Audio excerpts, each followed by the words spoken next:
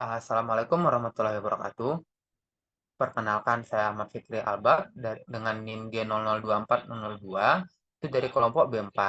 Baiklah, saya akan menjawab laporan 1, yaitu Daniel adalah seorang siswa SMP. Dia sempat tertusuk paku saat bermain di lapangan dan hanya membilas dengan air mengalir.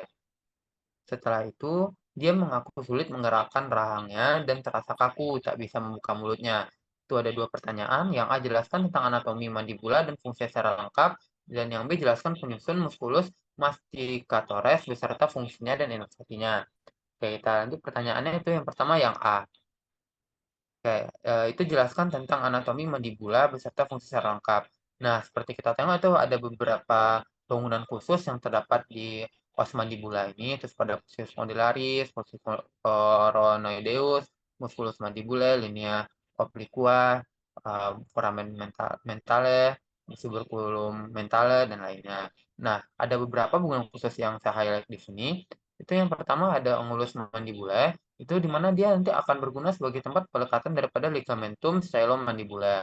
Lalu ada foramen mandibulae, itu ini akan dilekati oleh arteri, vena, dan juga nervus daripada alveolaris inferior. Nih, ada dua lubang itu, ada dua lubang foramen mentale tersebut.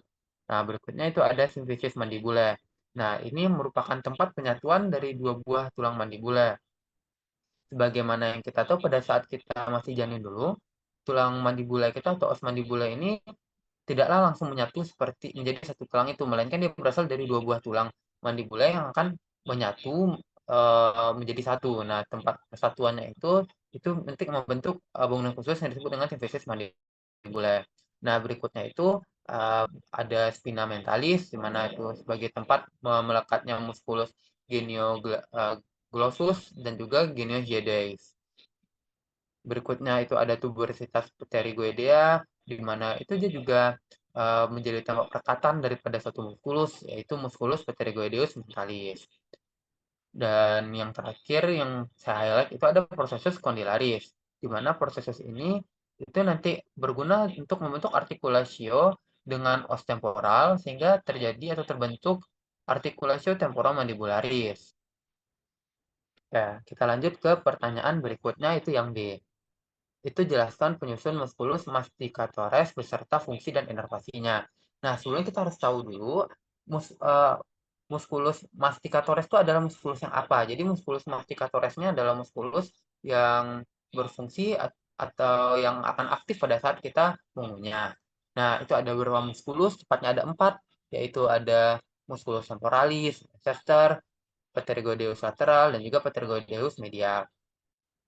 Nah, yang mari kita bahas satu-satu. Yang pertama ada musculus temporalis. Musculus temporalis itu seperti kita tengok pada PPT saya itu dia yang besar tersebut. Nah, karena dia besar dia memiliki beberapa origo yaitu pertama ada di basis temporalis os temporal, habis itu ada juga di ala mayor os sphenoid, habis itu ada di os parietal dan juga ada di os temporal. Insertionnya itu ada di prosesus coronoideus os mandibulae. Dan musculus temporalis ini diinervasi oleh CN5 auriculotemporal. Nah, fungsi dari musculus temporalis ini itu berfungsi untuk mengangkat rahang bawah, menggeser rahang ke depan dan belakang, dan menjaga stabilitas rahang pada saat kita mengunyah. Nah, kita lanjut ke muskulus yang kedua itu ada musculus masseter. Mana muskulus ini merupakan memiliki origo di os zygomatikus dan insersionya itu di ramus mandibulae. Nah, musculus masseter ini itu diinervasi oleh CN5 mandibulae.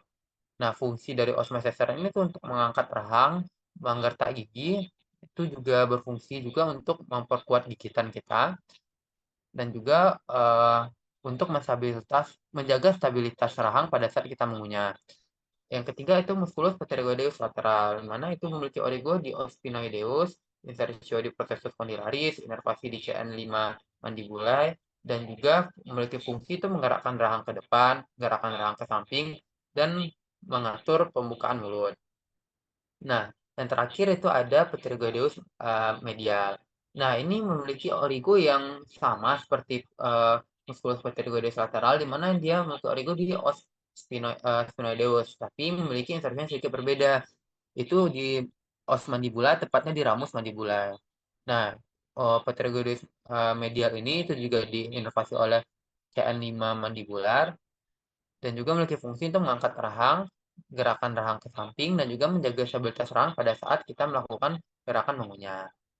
Ya, mungkin sekian. Assalamualaikum warahmatullahi wabarakatuh.